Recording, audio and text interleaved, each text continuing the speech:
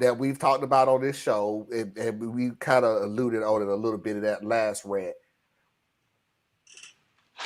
Making up issues where there's not any issues. Have you ever heard of any teacher blaming a third grader for the atrocities of history? I have not heard of that happening Has in South anybody Carolina. in here ever heard of any teacher in South Carolina blaming a third grader or a fourth grader or a fifth grader for any of the atrocities of history? I can't speak for everybody else. I mean, I answered it as to me. What is the problem?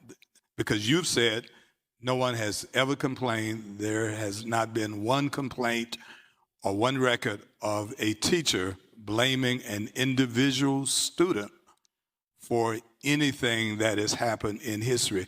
It concerns me because this sounds like Fox News talking points. I mean, just stuff that people just make up to get people all riled up, is that they're telling your kids that you're inferior, that you are responsible for a certain segment of the population being enslaved or Jim Crowism. I mean, that has never happened in South Carolina. North Carolina, it ain't happening. Alabama, Mississippi, Alaska, Hawaii, California, New Hampshire. It ain't never happened. And the list goes on and on. You create an issue that has never been an issue. And you make it an issue. So you make it an issue. Well, so yeah, you will flat out lie and go, they're trying to tell your kids that they're responsible. What? First of all, I'm a more, when it comes to kids, I'm a little more positive. Because I got to the point now where I see that little kids are not putting up with the BS as much. They don't have the power, obviously.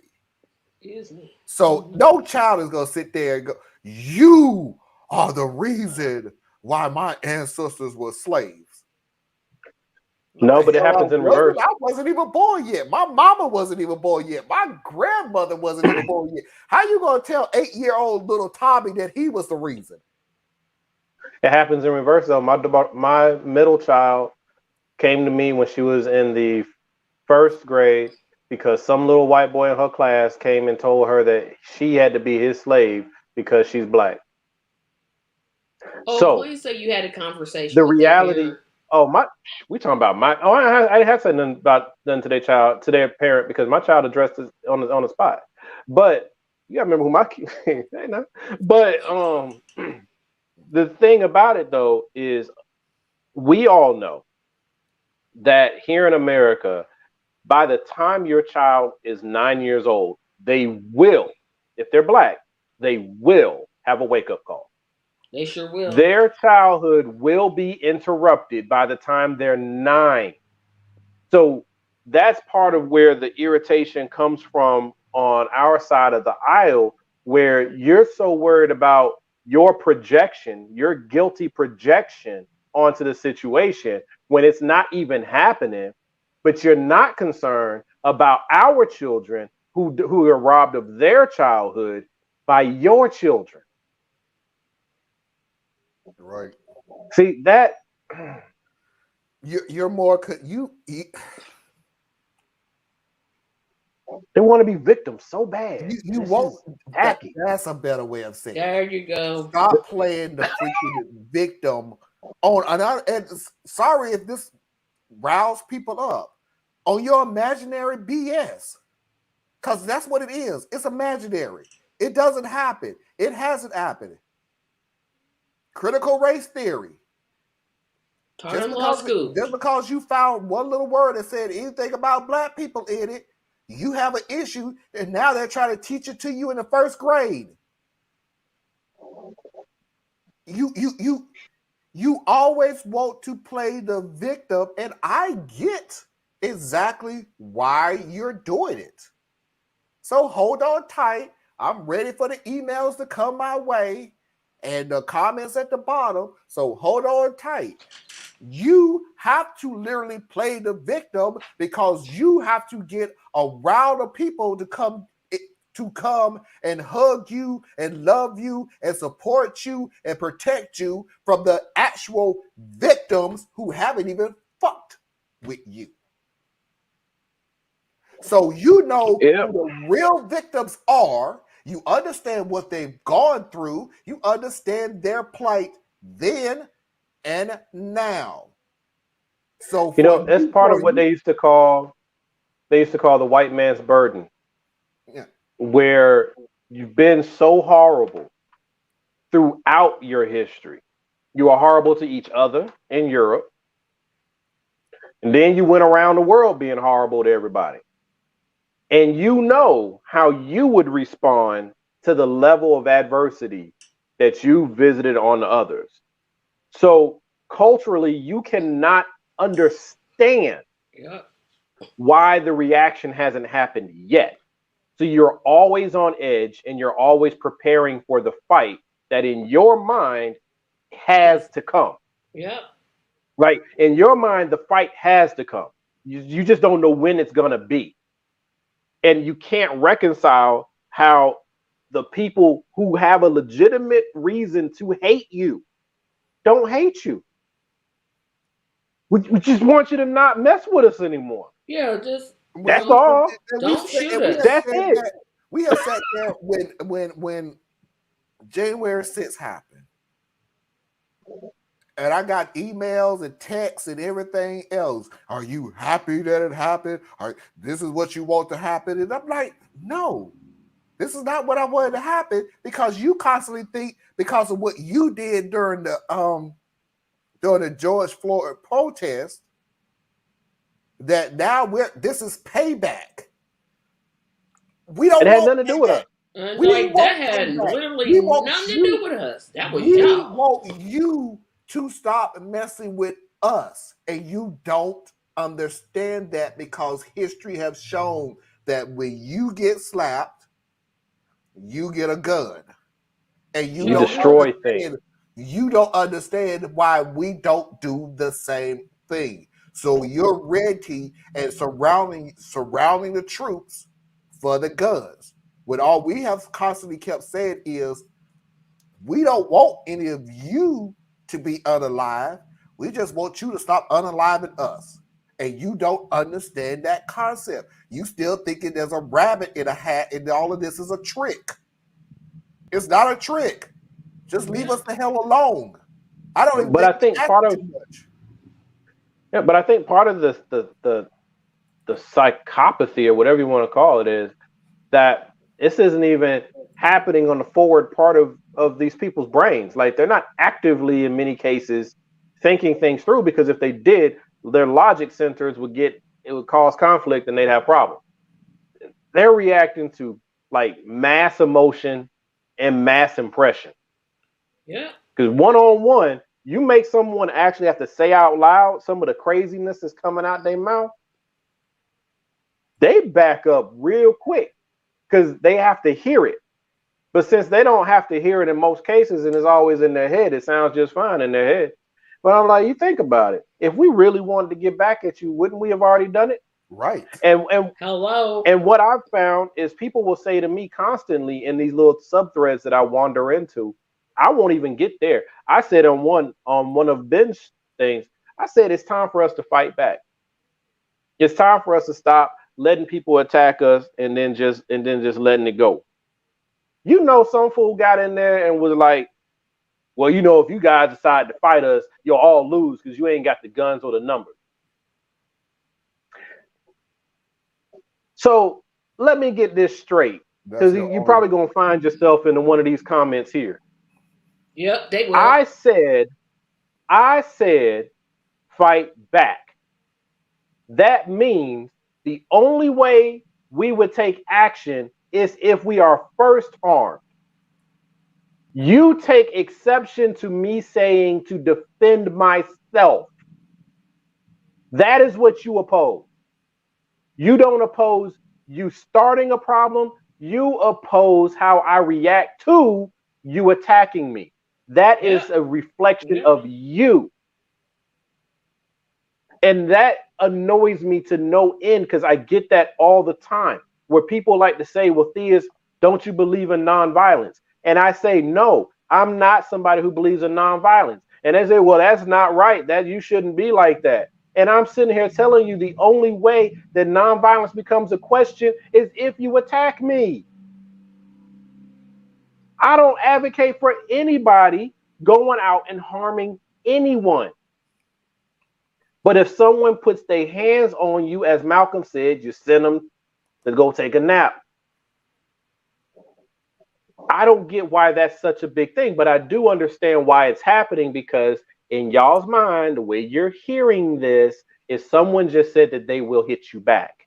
And you missed the back part. All you hear is they'll hit you. It's just like when we said Black Lives Matter and 2 is implied, and all you could hear was Black Lives Matter only.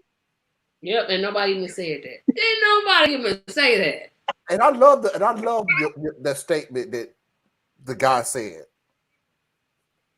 So if you start something, I'm sorry, did you say start? We didn't say start. We haven't started anything. We didn't start slavery. We didn't start Jim Crow. We need to get over slavery, Marlon. That's it. We need to get over it. So, but you can't get over 2020's election. Sure can. I did. Boy, tore down the whole Washington D.C. over that.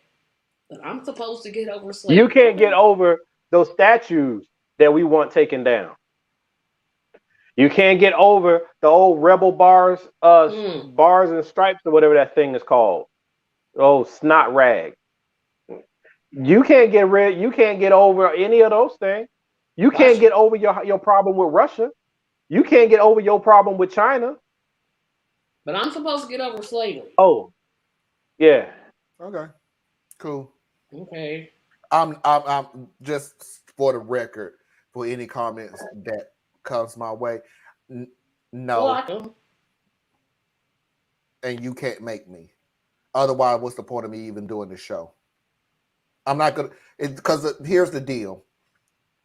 I'm not gonna get over what you've done to my people to make you feel better. Sure not. Thank you. So do you understand where I'm coming from? So do you get where I'm coming from? I'm not, so to repeat, I am not going to get over the atrocity that you have done to my people, to the minorities, to the LGBTQ plus community. I'm not going to get over it so you can feel better about yourself. That's what we should do. We got to get over it. You were the slave. That's the thing. And that's the funniest thing about it. I know you wouldn't think this about me, but hey, you know, whoever's listening out there, if you're on my page, you already know what I'm talking about. But if you on another wavelength, this might help you. I don't want you to apologize to me for slavery. Sure don't. Not to me personally. I wasn't a slave. No. My issue is you continue the atrocities from slavery heading all the way into the present, and you benefit. This is the piece, folks. Hear me. You still benefit from that legacy. We are still being punished by that legacy, and you are still being benefited by that legacy. So what the real thing that we are calling for is for you to address the inequality, the inequity that comes from that legacy. I do not care if your family personally owned slaves. I don't care, because my problem is not with you as an individual. My problem is with the system. But if one black person can succeed, why can't the rest of us? Because it's an outlier. No, I mean, I'm being sarcastic. But she's right. Oh, that's no, the case they make. They do the bootstrap argument, the striver argument. Everything that Tracy has said has been said out in public. If one person can succeed, why can't all of us succeed? Because that's an outlier. And we hear it from our own. And that's the sad part. We hear it from our own. Those are your strivers. And here's the funny thing about it. Thiz. I apologize. I didn't mean to cut you off. Here's the funny thing about it. The people who sit there and point out the outliers of why they succeed quote unquote, are unsuccessful. So you're looking at the one person that was successful in whatever it is that they're doing, and you're putting them on a pedestal, and I'm looking at you like, so while you're looking at this one outlier that succeed, yet you're in the same boat as me? Make it make sense. But they're not complaining. That's all you do is complain. You Oh, complain. Yeah, all you people do is mouth complain. shut. Yeah, you talk when we say you talk, or we talk when they say we talk. Oh, I didn't know that. Well, the big thing is everyone is talking past each other, and they're not trying to get anything done. And that's really what it is. Everybody wants to rest in their grievance, and that's on both sides of this equation. And I'm not a both sides person, and the two sides are not equal. Okay, because only one of the two sides was enslaved and oppressed and subject to apartheid and subject to mass incarceration and subject to forced sterilization, and that's only on one side of the equation, folks. Okay, but I'm not saying that you can't have grievances. I get it, man. If I was white in America, a white male in America, and I don't have a easy life, because life ain't easy for everybody. Let's put that out there. I'd be mad too, because that means I'm losing a fixed game. How bad am I at playing this game when the game is set up for me to win, and I'm still losing? And you still losing. So I get it. I'd be mad too. My thing is, you mad at the wrong one though. Don't be mad at me. That's just like when black folks get mad at Latinos, talking about the Latinos are taking their job. Stop being mad at the Latinos. You mad at the wrong people. What you need to be wondering is, how is it our people, been here the third longest, okay? Indigenous Americans, white folks, then us, okay? We three are the oldest people on this continent. Yeah. Why the hell are we still fighting with immigrants who just crossed the border yesterday? That's what you need to be wondering. Why are you still competing for work with someone who does not have any of the things that you have? Your country is failing you, not the guy who wants to feed his wife and his child.